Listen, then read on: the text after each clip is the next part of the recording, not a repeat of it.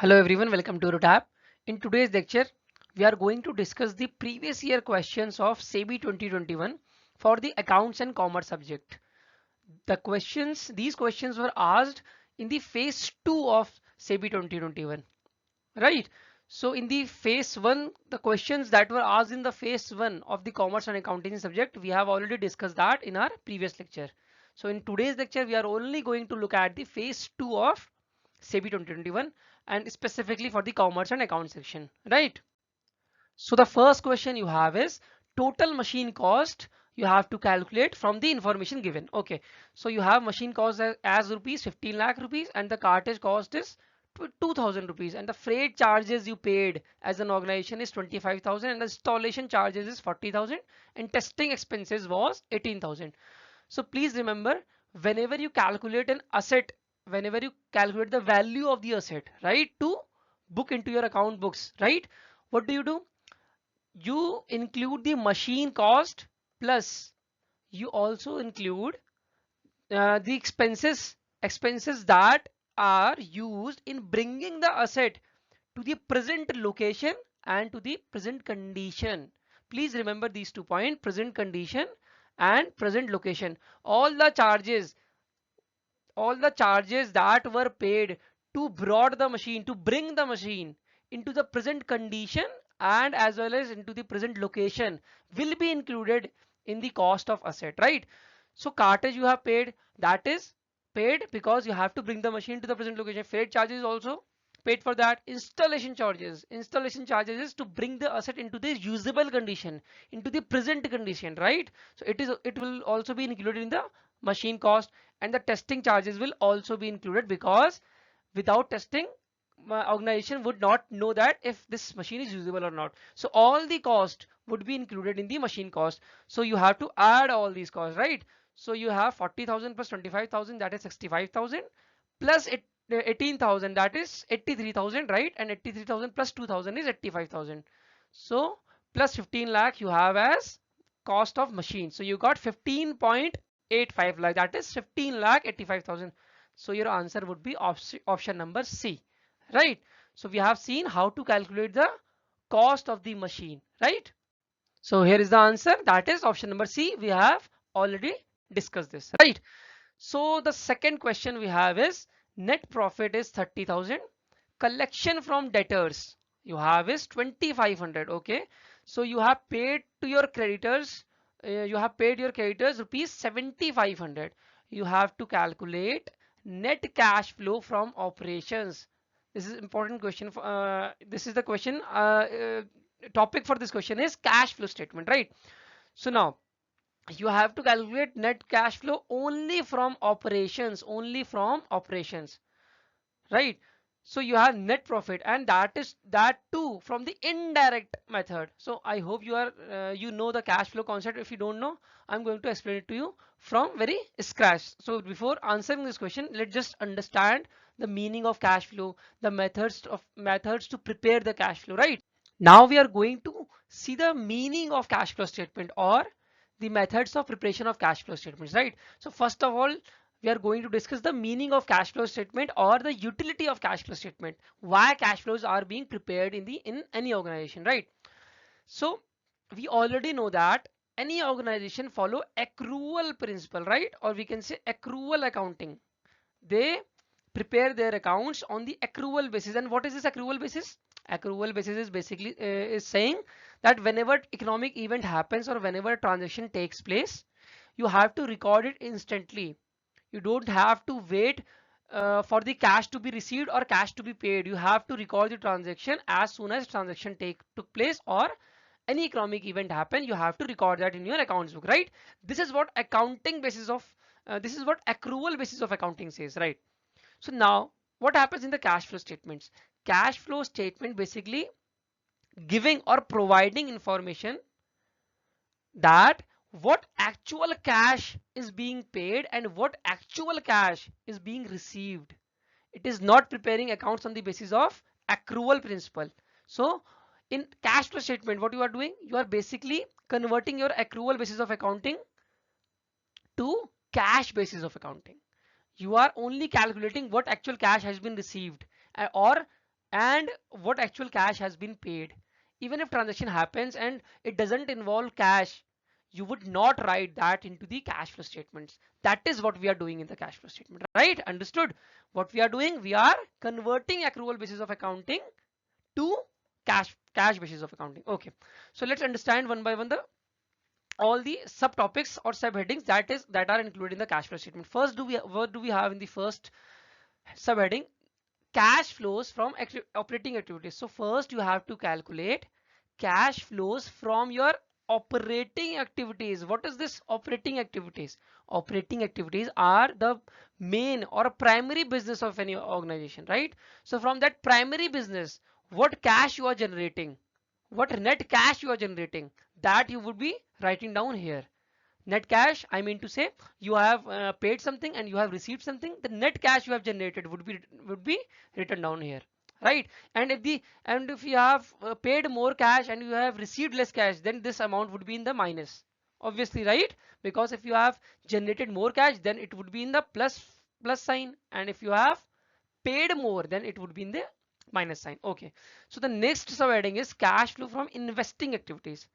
So any organization invest in various things like shares, bonds, right? And in the machinery as well, in the assets as well, right? So all the investment, all the cash flows from investing activities would be included here. Whatever cash has been generated or whatever cash has been paid would be included here. So again, in this case would be same as the previous case, that if you have more outflows than your inflows from the investing activities, then it would be in the it would be written down in the minus sign. And if you have generated more inflows than the outflows, then it would be in the plus sign, right? I'll give you an example. Suppose you have sold an investment of worth rupees 10 lakh, and you have invested into the machinery worth rupees 5 lakh. So your net, the net cash you are generating, you are not paying extra. 10 lakh you have received and 5 lakh you have paid, so you have generated net cash of rupees 5 lakh. So it would be in the plus sign, right? So the next subheading is cash flow from financing activities. Now you have to calculate what net cash you have generated from financing activities. What is this financing activities? Finance signifies how did you manage your finances, or how did you get your finances? How did you get your money? Somebody has given you loan, bank has given you loan, right? When I say you, that means we, right? Somebody has given us, as an organization, somebody has given us loan, so that would be included in the financing activities, right? So the net cash flows from financing activities would be written down here. Okay, so now we are going to add these three, right? And we are going to get net increase or decrease. Also decrease is also a possibility, right? Because we have seen that there could be minus sign as well. So net cash could be decreased as well from the previous year, right? So we are going to write net increase or net decrease in cash and cash equivalent. So we are going to add these three and we are going to find net increase or net decrease throughout the year, right? So now whatever cash we have in the beginning, we are going to add that. Why? The cash balance we have in the beginning and the cash generated from this year, when we going to add these two, we are going to get the cash at the end of this year, right or wrong? When we add the previous balance of cash that we already have in the beginning of the year, we have some balance, right? So now in the particular in this year, whatever cash we have generated, we are going to add it into our balance, right? What we are going to get? We are going to get cash and equivalent at the end of the year. So we have at the last row, we have cash and cash equivalent at the end of the year, right? So we have already seen that operating activity is basically your primary or main activity. Whatever cash you have generated from your main activities or main business, that cash flows would be included in the operating activities. We have also discussed about the investing activities, right? Investing activities basically relate to the purchase and sale of long-term assets or fixed asset, such as machinery, furniture, etc., right? So whatever transactions or whatever cash outflows or inflows are related to these assets would be included in the investing activities, right? So in the financing activities, what happens? Whatever funds you have generated, We have also discussed that in the previous slide, right? Whatever funds you have generated or the capital you have generated from outside, right? It can be in the form of whenever you issue equity shares, you get funds, right? Whenever you acquire loan from bank, you get funds. So all these activities would be included in the financing activities, right? So now we are going to look at the direct method of preparation of cash flow statements, and we are specifically going to look at the direct method of cash from operating activities. We have already seen in our previous slide that we have operating activities, financing activities, and as well as investing activities, right? And in the direct method, what happens, whatever cash you have generated from operating, you would write it down, and from the financing activities, whatever you have generated, you would write it down, and from the investing activities, whatever you have generated, you would write it down, and you would sum all these three components. Then whatever you get at the end, you would add that into the cash and cash equivalent from the beginning of this period, right? From the beginning, whatever balances do you have in the cash and cash equivalent, you would add into this, right? And what you will get after that, you will get the cash and cash equivalent at the end of the period, right? So now in the operating activities, what do we include generally? See, whenever you sell something, you receive cash, right? So the cash received from customer would be included here.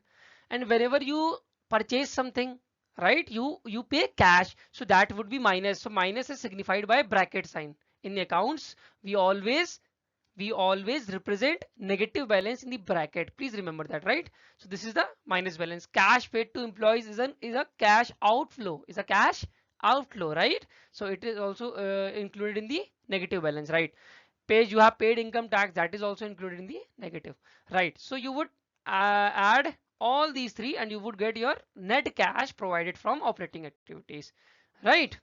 So now we are going to look at the indirect method of cash from operating activities. We have seen how to prepare or how to identify, how to calculate the cash flow from operating activities from direct method, right?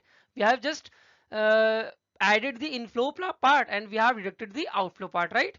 But in the indirect method, it is somewhat tricky and it is important as well. So now what happens in the indirect method? You don't have the inflow information or outflow information from the primary business.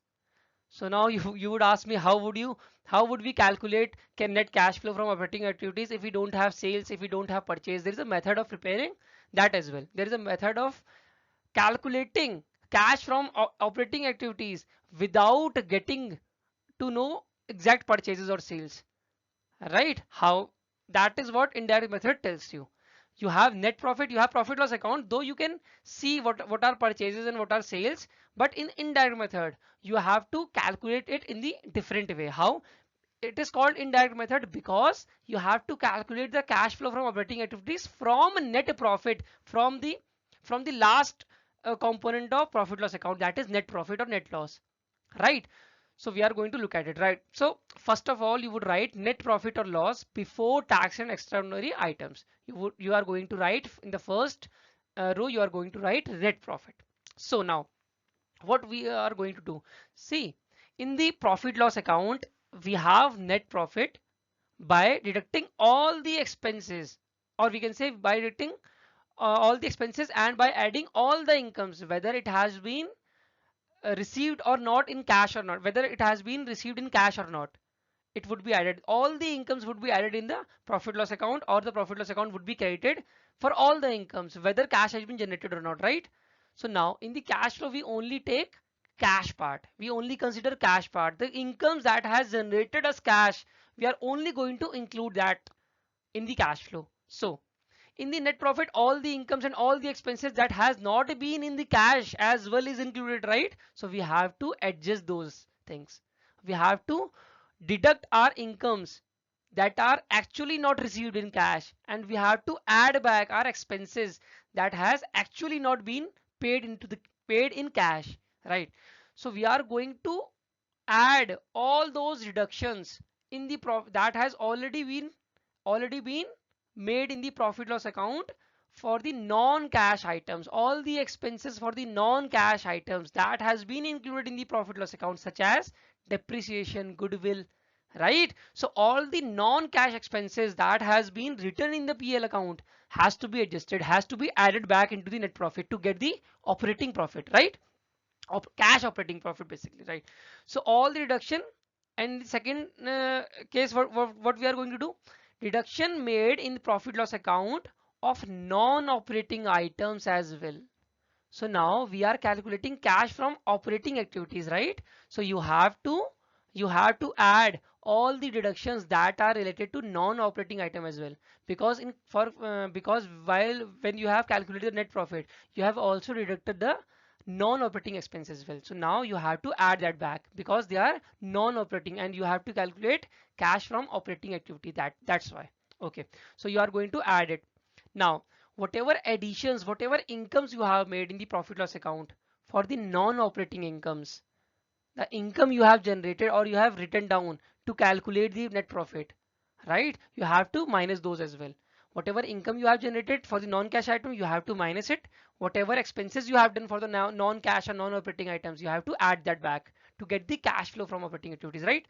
So you are going to add all the non-operating income such as dividend income, profit on sale of fixed asset, right? You are going to minus those additions because earlier you have added those incomes in your profit loss account. Now you have to minus it because you are only taking the cash part. Fine. So we have understood and we have discussed these components, right? After doing this, what we are going to get? We are going to get cash flow from operating profit before working capital changes. So, sir, what is this working capital changes? You haven't told us this.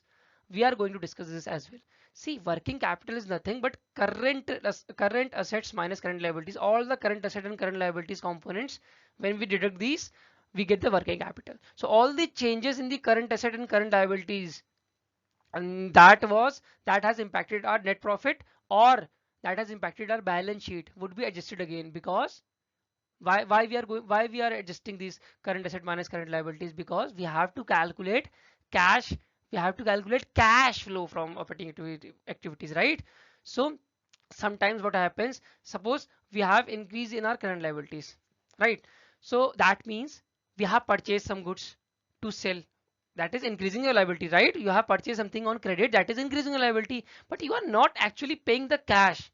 You have not actually paid the cash, but in the PL statement, what you have done, you have shown this as expense because you are preparing for, from the point of view of accrual basis of accounting, right? But you are now you have to take only cash component. So you haven't paid something, but you have shown this as an expense in the PL. So you have to add it back. You have to add it back. That is why you are going to add it. I will give you a shortcut to remember this, how what to add and what to deduct. See, whenever you can say whenever any income, or you can say whenever any profit happens for the company in the working capital changes, you are going to deduct it. And whenever any losses, or you can say whenever any expenses are increasing, you are going to add it back. In the context of current asset and current liability, I'm talking about. See, I'm going to give you an example. Whenever your current liabilities are increasing, what is this? Whenever your current liabilities are increasing, is this a good thing or bad thing?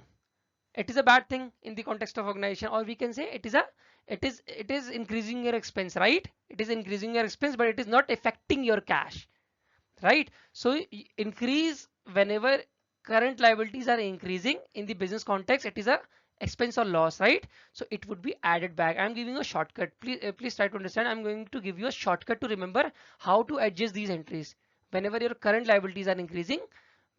Because it is a negative kind of impact, because your whenever asset is increases, that is beneficial for company, right? And whenever liabilities are increasing, that is in the negative context, right? So whenever current liabilities are increasing, you are going to add it back. So now whenever your current liabilities are decreasing, that is good or bad for the company? That is good. Your current liabilities are decreasing, that means you have now less liability to pay to outside parties, right? So it is a good thing. So it would be what? It would be added back. It would be, no, it would be deducted because it's a good thing. We have discussed, right? Whenever positive impact is there on the company, we are going to deduct it, right, in the cash flow while determining the cash flow from operating activities. And whenever any positive impact is there, we are going to deduct it. And whenever there is a negative impact on the company, we are going to add it. Current liability is basically a negative impact, showing negative impact because you are increasing your liabilities, right? So therefore we have added it, right? So in the context of current asset, whenever current assets are increasing, it is showing positive impact for the overall organization or negative impact for the overall organization. It is good. Current assets are increasing. It is very good, right? So we are going to minus it, right?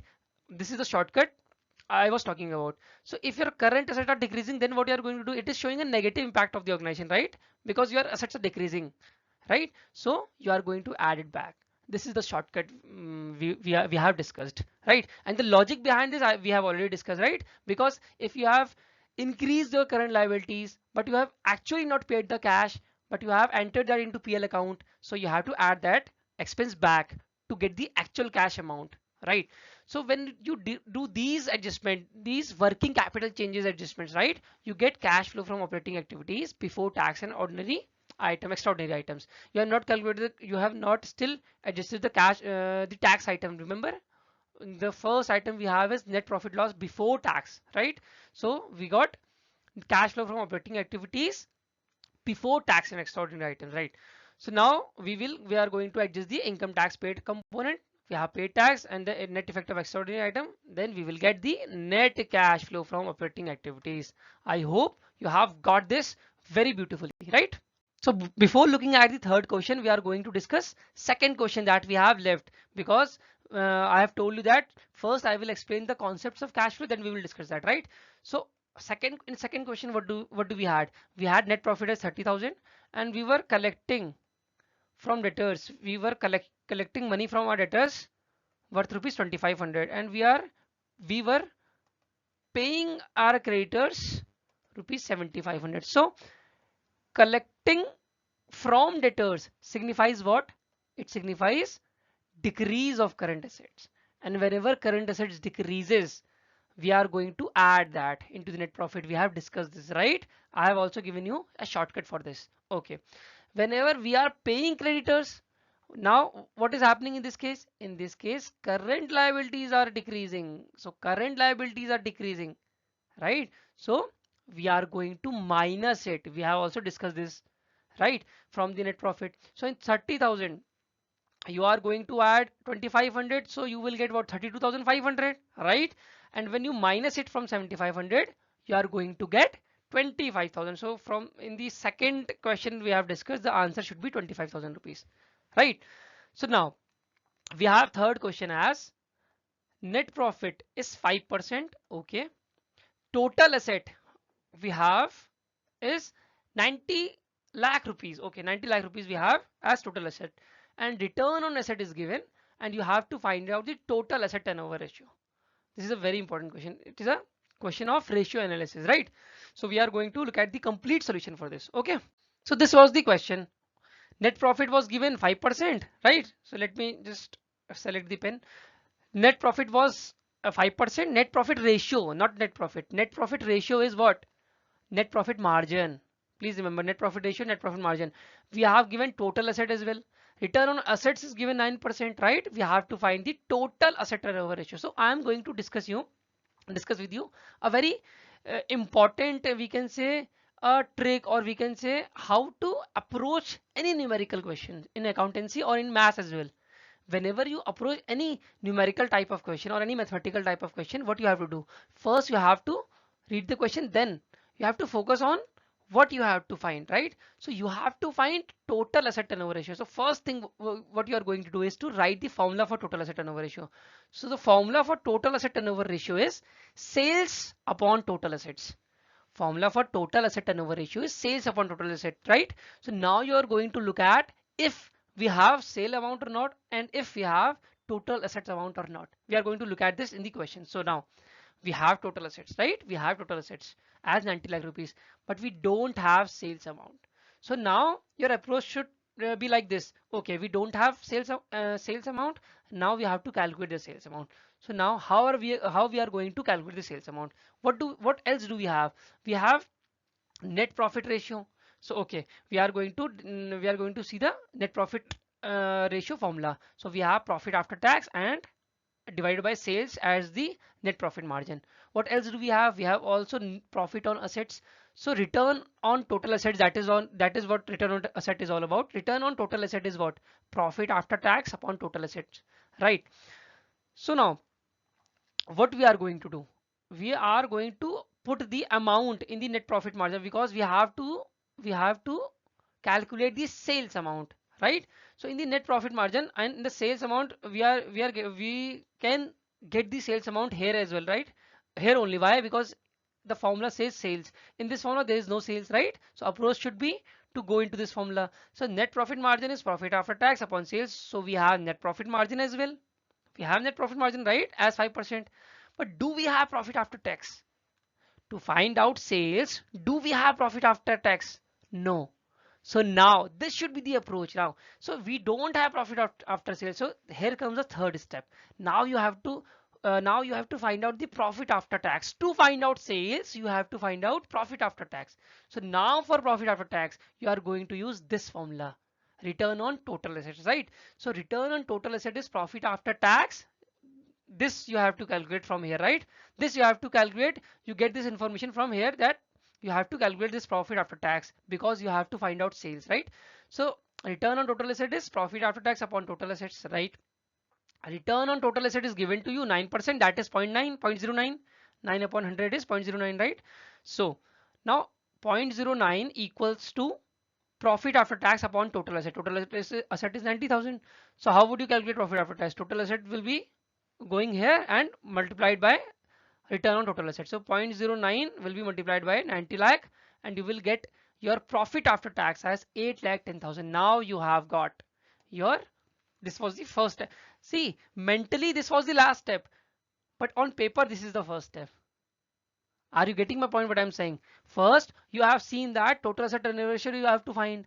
Now you have applied the formula. You don't have sales. For sales, you have this formula. But to find out sales, you have to find the profit after tax, right? And to find out profit after tax, you have used this formula. So approach wise, this was the last step. But on paper, this is the first step.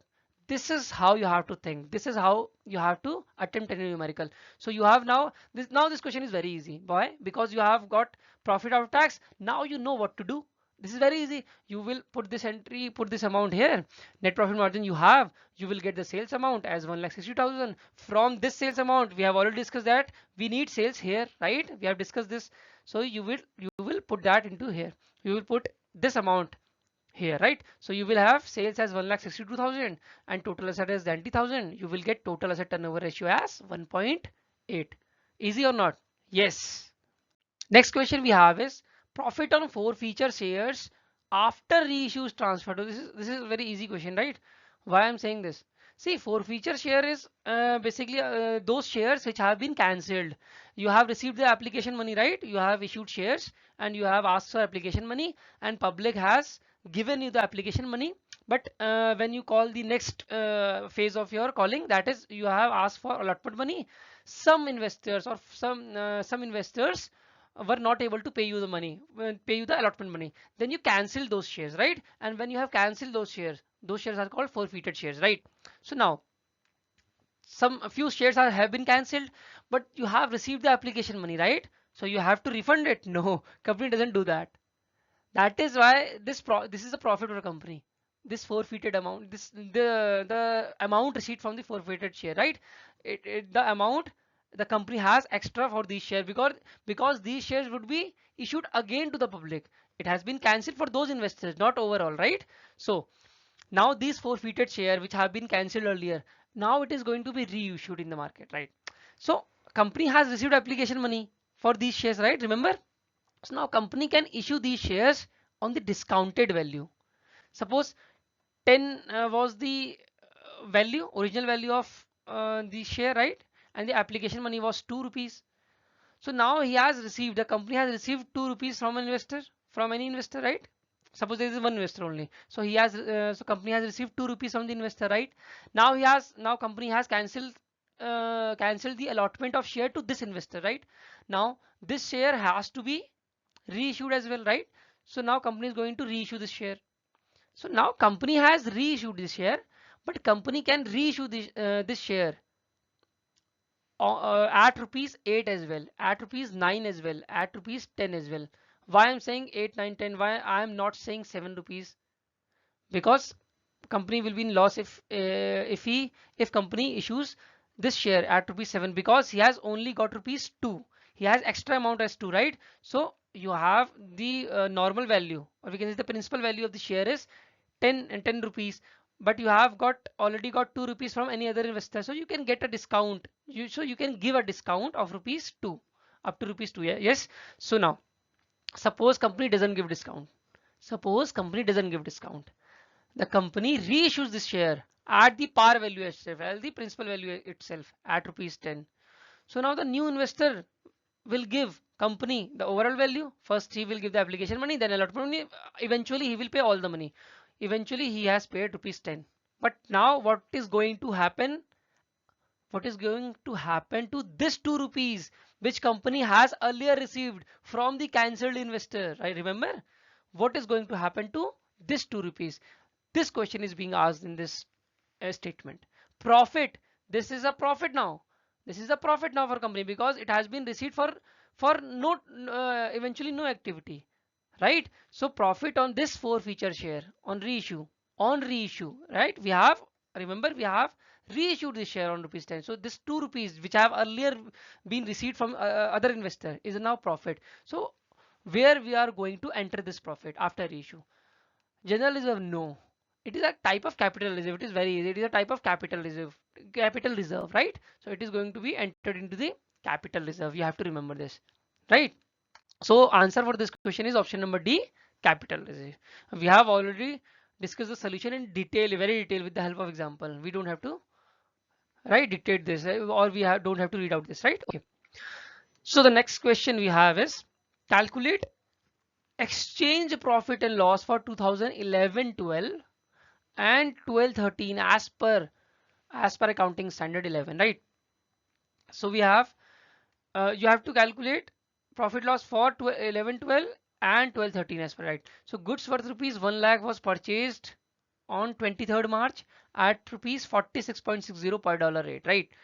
And dollar rate on 31st March 2012, on the last date of accounting period, is rupees 47 per dollar. But in May 2012, what happens? When payment was made, you have purchased goods. Now you are paying to your external party in May 2012, and when the payment was made, the exchange price was $47.5. We are going to look at the solution in a very detailed manner, right?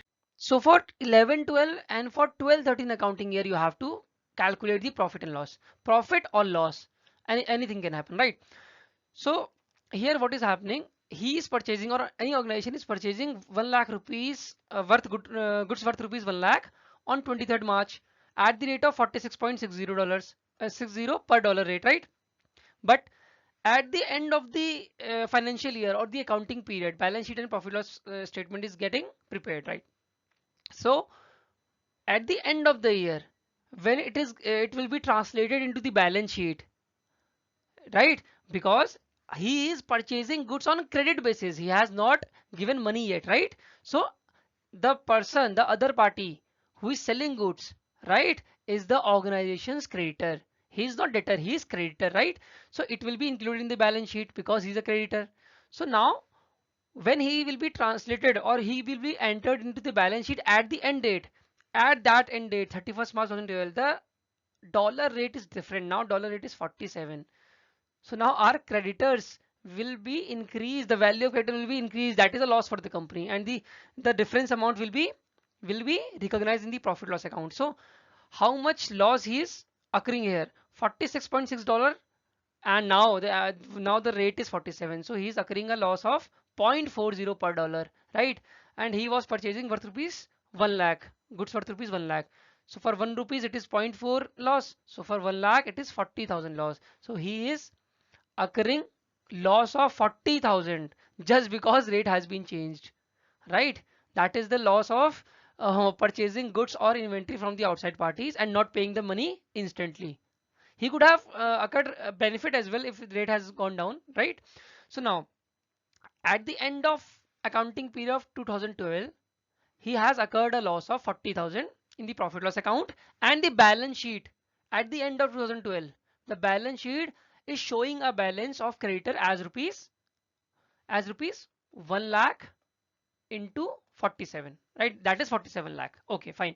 So now for the year 2012-13, now again what happens in May 12 he's paying money. Now again the rate has increased. Rate has been increased from 47 to 47.5 now. So again he's occurring a loss. And how much loss is occurring?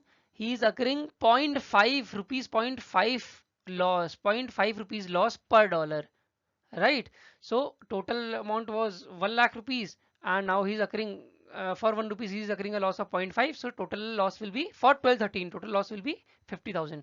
So the overall loss for 11-12 and as well as 12-13 is 90,000. But individually, paper can ask the individual loss as well. So remember, for 11-12 it was 40,000. The profit and loss for 11-12 was 40,000, and 12-13 it was 50,000, and overall it was 90,000, right? Question number 6, we have long-term borrowing maturing in the current year. Long-term borrowing, it was a long-term borrowing, but it is maturing in the current year. Okay, so any liabilities, borrowing is a liability, right? It is whenever any liability is going to mature in the current year.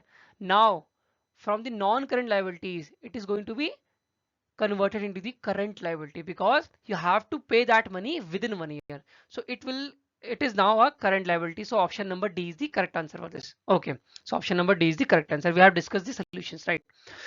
So now we have 7th question. Which of the following is not a component of cash flow from operation? We have discussed the cash flow from operation in very detail, right? So we are easily going to solve this question. Cash flow from operation, that is only the primary business. Settling of trade payable is obviously something has been purchased, so it is included in the cash flow from operation. Collection from debtor is also included. Payment to supplier of machinery, why this is in why this should be included in the cash flow from operation? It is not a primary business. Supplier of machinery, not supplier of goods. In the first two cases you are settling of trade payables. That means you have purchased something, now you're settling it. It is a part of business, right? You are collecting from debtors. That is also part of business because you have sold something earlier. Now you are collecting money from it, right?